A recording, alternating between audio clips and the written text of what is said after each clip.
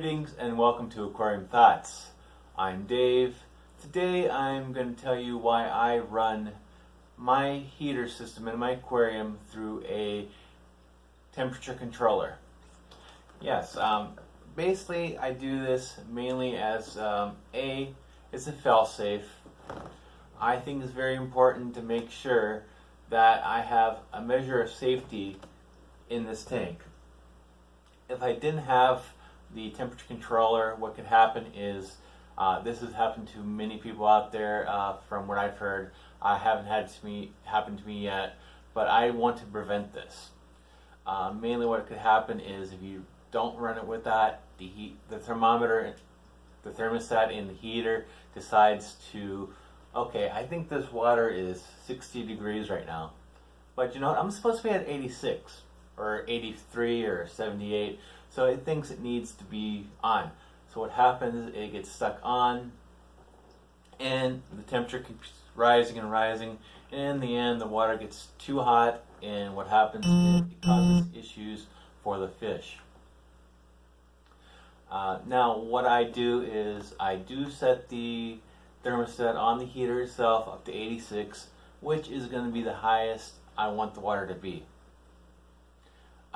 Then what I do is I can actually connect that heater to a temperature controller. I actually use the Inkbird ITC-306T. I'm just going to call it the 306T. So I have it connected to that, and that is actually what is controlling the temperature in my aquarium back here. Basically, that gives me a little more finer control. If I ever want to change the temperature, I could also just change it without having to try to guess where the temperature is on the heater itself. Because a lot of those heaters, it's really hard to actually see what temperature it is sometimes. So that basically the Inkbird, the 306T, actually has a nice digital display. Actually tells you what temperature it is right now and what temperature you want it to be at. And basically, it gives you a little better control, but as far as being a fail-safe, it does that because basically it is the one saying how high I want it to be. If the thermostat on the heater doesn't work, so be it. The controller is going to shut it off anyways, so it's not going to be able to go high. On the second aspect of that, if the Inkbird decides to fail and break, get stuck on, the heater is going to say, okay, it's too hot, I'm going to stop. So you have two levels of things that are going to say, okay, it's too hot, I'm turning it off. It's too cold, I'm turning it on. So basically what you want to do is you want to make sure you have it connected to the controller and actually have the thermostat on the actual heater itself turned higher than what you actually want it to be at. But I would actually not put it all the way up to max. I know some people out there do. I just think it's a smarter idea to actually set it to maybe like 85, 86, which the fish are most likely still going to be fine. Unless maybe you have fish that like colder waters, then you really don't want to set it that high. Set it lower, and of course the temperature controller is going to be lower as well. This is another way I actually use this Inkbird 306T. It has a feature where you could actually set a daytime temperature and a nighttime temperature. So if you're a fish in the wild, you're probably going to encounter temperatures that are different depending on the time of day. Daytime with the sun out, you're probably going to get warmer water. Nighttime, when there's no sun, you're probably going to get colder water. So I actually try to mimic that in my aquarium. Daytime, I like to run it at 78 degrees. Nighttime, I do 76 degrees. Couple degrees difference. Now, of course, it's not going to be an instant change from night to day. It's going to be a gradual, just like it would be in nature. So you have that. So basically, my temperatures at night run anywhere from like 75, 76. Because basically I have it set for 76, but I do have that 1 degree difference, so it won't turn on until it's 1 degree less than that. Same thing at day, so it's going to turn on at 77, get up to 78, then it's going to turn off. So at nighttime, it runs anywhere from 75, 76. Nighttime, I have running from 77, 78. And that I could actually change as well.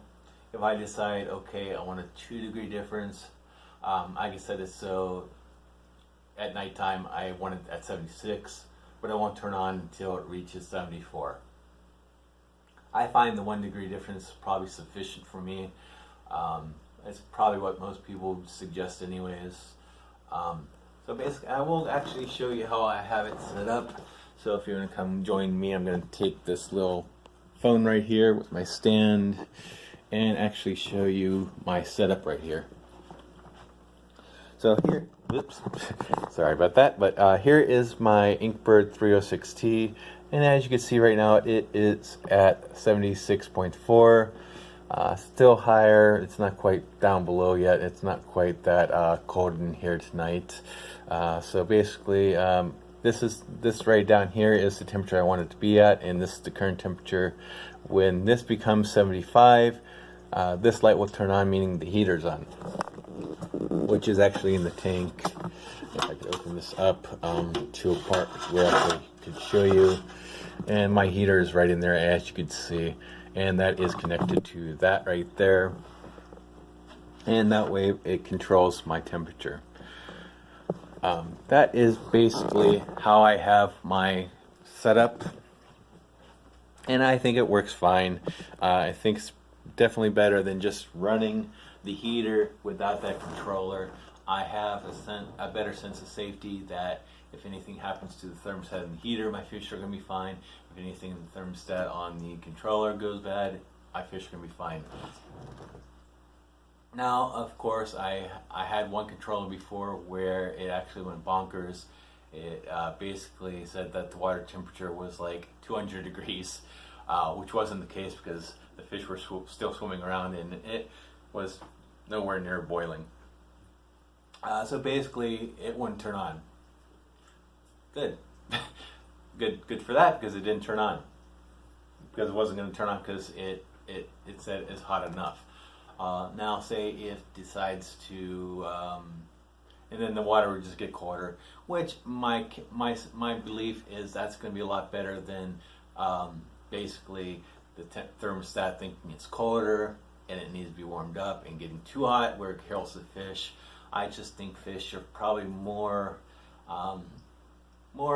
adaptable to the cooler waters rather than the hot 90 degree, 95 degree water, which you don't want to happen. It's just basically with the controller, it is acting as the fail-safe. And with this controller, the Inkbird 306T, I do like the fact that I can actually have a nighttime temperature and a daytime temperature.